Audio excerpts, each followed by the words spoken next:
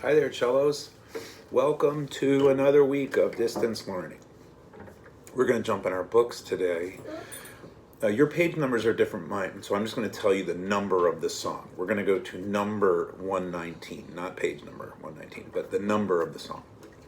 Today we're going to talk about the G major scale. This is a huge important scale in music. We've been doing D scales forever.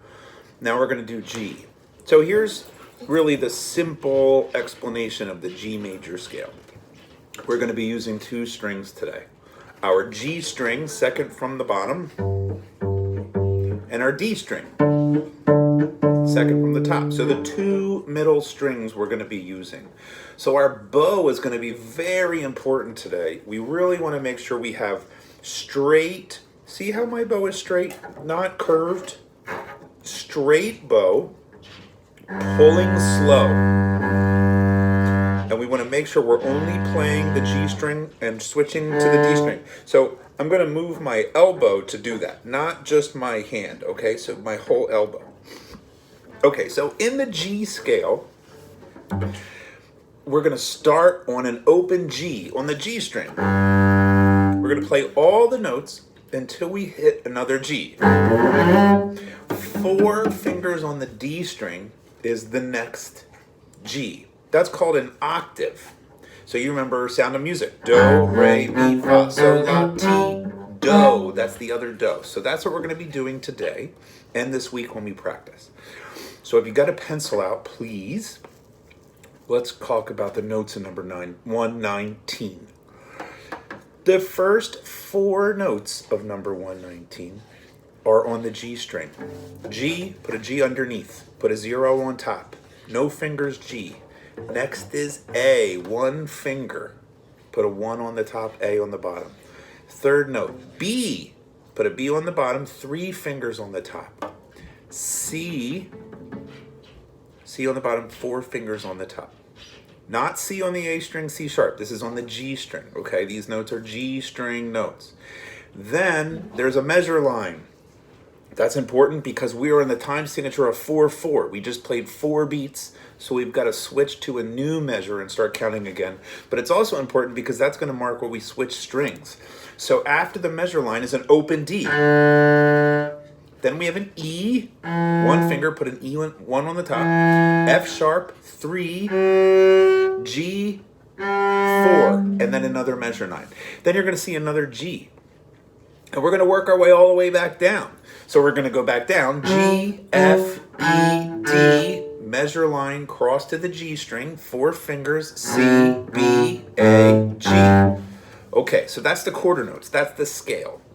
Now, we have 4 half notes at the end. This is an arpeggio. It's a downward arpeggio, meaning we're going to start on a high G, then we're going to do all open D, then we're going to go B, 3 fingers, and open G. Arpeggio, how do we explain an arpeggio? Well, I would think about it like this. Take the most important notes out of the scale. Those notes, if we played the piano, we could play them all together and it would be a really nice chord. You know, like if we played the piano and you were singing with the piano, how beautiful that would sound. That's kind of an arpeggio. So we're skipping notes. So for our half notes, we're doing 4 fingers, but it's 2 beats because it's a half note. G, open D, then B, open G. Okay, so I'm going to play the whole song at 119. I'm going to say the letters as I go just so you can follow. So it's G, A, B, C, D, E, F sharp, G, G, F, E, D, crossover, C, B, A, G. Now back to the top G, 4 fingers on the D, open D, 3 fingers, B, open G. Okay, that is the basis for our entire week, what we just did. So you're going to take those notes and use that as your answer key so you can fill in all the other things. Every single thing we're doing this week is based on those 8 notes. Okay, so we go to 120. You remember French folk song we played in a time signature of 3/4. Well, take a look at 120. 3/4. We're not worried about the bottom number today, we're worried about the top. 3 beats in a measure. Every time you see 3 beats, we get a measure sign or a measure line, and we start again. The other thing is we're going to see a half note with the dotted half note. 3 beats. Hold your bow for 3 beats. So this one's going to bounce around. So 120, our quarter notes are G, A, B, A, B, C. Then we have a 3-beat dotted half note D, 3-beat dotted half note F sharp. Then our quarter notes come again, G, F, E, D, C, B. Then we have a dotted half note A and a dotted half note G. Someone does not like the cello in this house. That's Jack. He does not like the cello. Right? Right. So back to work, and he'll not be quiet, by the way, so you'll hear him.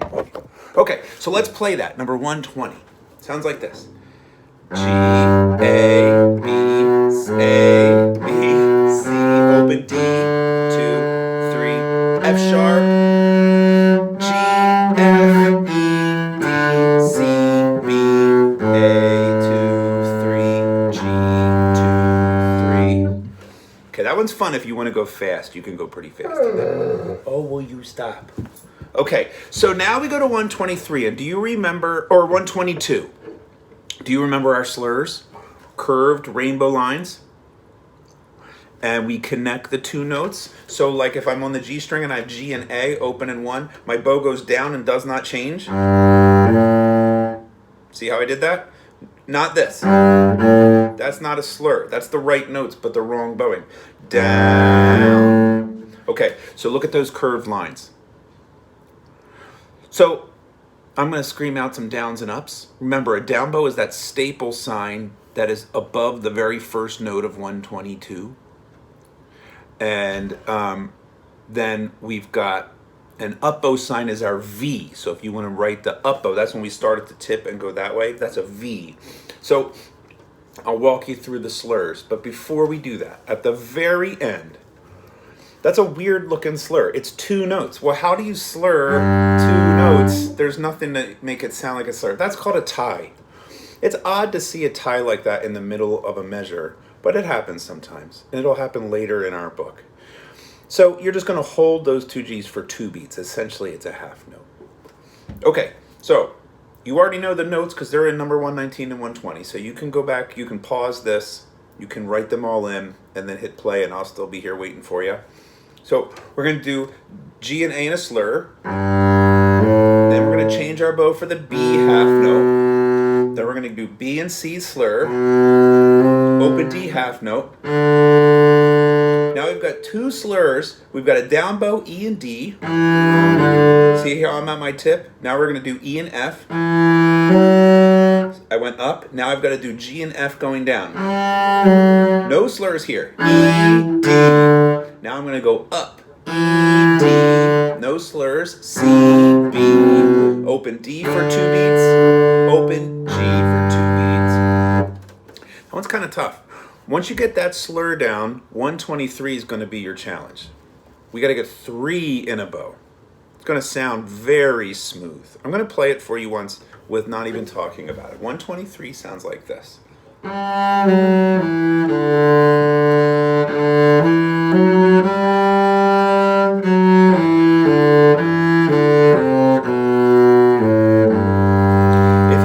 Correctly, you will start down and you will end up. So, how do you get 3 beats in a bow? There's a trick. The first note, a lot of people will do so much bow that they've got to get 2 beats in that tiny little spot. Go the opposite. Use a little bit of bow in the first note, then add, you can have more bow then. It's better to have more at the end than to have not enough. The dotted half notes are worth 3 beats, so you're going to hold your bow 3 beats going that way.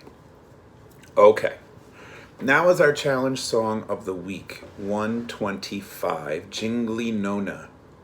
There's a couple of things to talk about.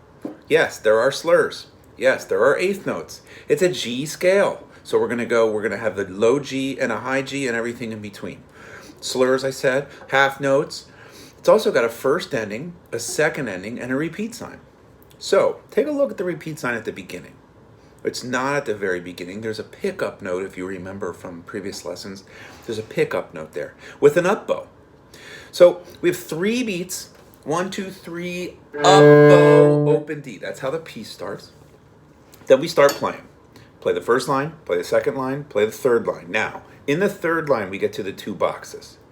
We've got first ending, box number 1, with a repeat sign. So with the first time through, we haven't played anything. So we go into that first box. We play those 2 notes, the open G and the open D. Repeat, go all the way back, but not to the beginning, to the open G, right, on the right side of the repeat sign. So then we play all the way through, we get down to the last line, and then here we are at the boxes. You've already played the first box. This is your second time through, so you want to go to the second box. So you skip the first box. You jump over, second box. There's that weird tie again I said. Open G, half note, tied to a quarter note G. 2 beats plus 1 beat, so you're going to hold 3 beats at the end. Okay, so I'm going to go through and play this. I'll yell when I jump back up to the top so you can see where I am. I'm going to go kind of slow. Although, when you play it, under the title Jingly Nona is the Italian word allegro. Allegro means quick. It's a quick speed. So you want to try to see if you can get it that way. So if you can play faster than me but play the correct things, then you are all right. So, okay, 3 beats and then I'm going to start. 1, 2, 3.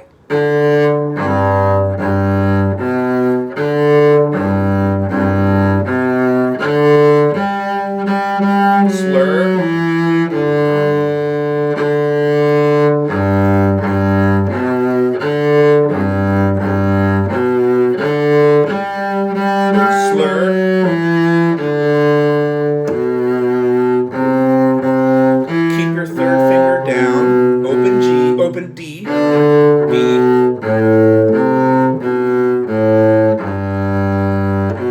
4-finger C, same thing, keep your 3rd finger down, open D, first ending, repeat, open G,